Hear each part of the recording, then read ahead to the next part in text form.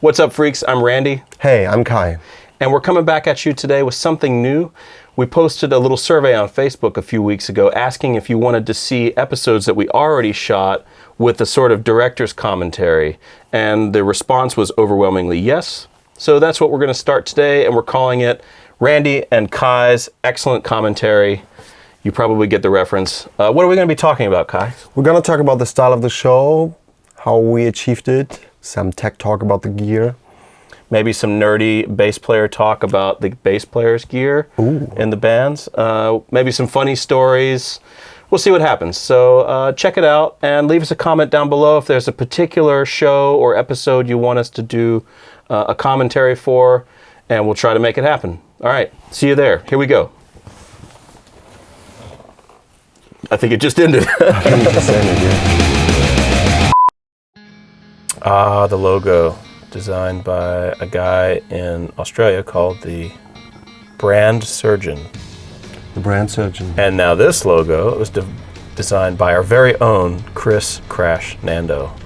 Yeah, awesome. And the footage back in the background, we shot in a tore-down factory near Munich.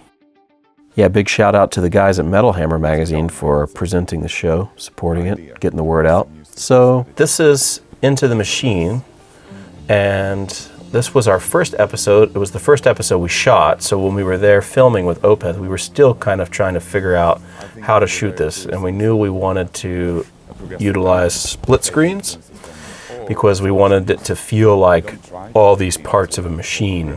That prog music is sort of a machine, and we wanted the visual style to feel like that too.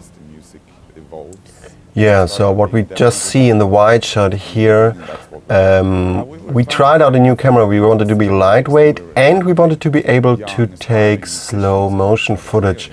So we checked out the GH4, and the results on the wide shot were not the best settings on the camera. So because we didn't test it beforehand. We didn't test it we had before. to travel for this shoot, so we kind of, like you said, we had to pack lightly because we had to take the train up and everything, stay overnight.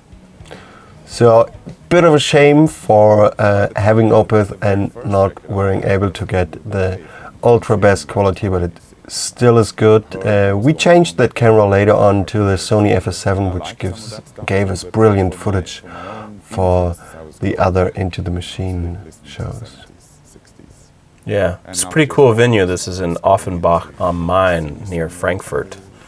And most of the stuff we shoot locally is in Munich, where we're based, but we had to travel for that because Opeth was on their 25th anniversary tour, and they were playing the Ghost Reveries album all the way through. And they weren't coming to Munich, so we had to travel. And it's Opeth. You travel. It's what you got to do. And the guys were awesome, as they are.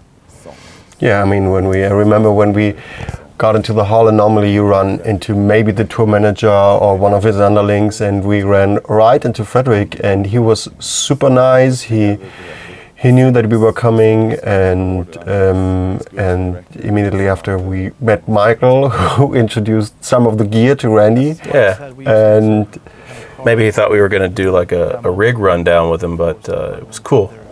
He gave me a rig rundown without any cameras rolling. So, and one of the cool things I took away from that gear was that because they have all this acoustic stuff, that they switched out one of the guitars on one of the PRSs. They use piezo pickups to recreate that acoustic sound in an electric guitar, and that was pretty effective, I thought.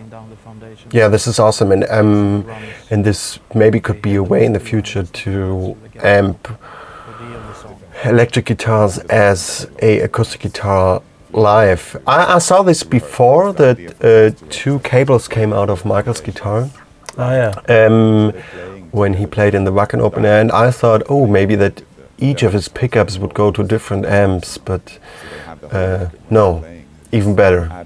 Martin Mendez, one of my favorite bass players. Always solid player, always a solid tone. Awesome location there in Offenbach. I think this was the first heavy show they had in there. Normally there are only comedians or musicals in theaters. High, so to speak, and take it down in the middle.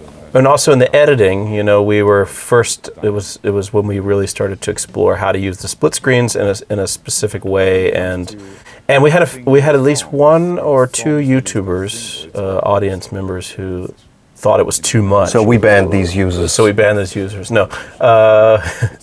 So as you watch the series, it progressively, see what I did there, gets a little bit less chaotic in the editing. I kept that in mind and tried to use it in a tasteful way where it made sense. Yeah, you did. And I think it can't get too much. So, I mean, if you listen to progressive music, then you also have to sit down and listen to the stuff several times, and so our episodes. And here we are. Hey, that's you.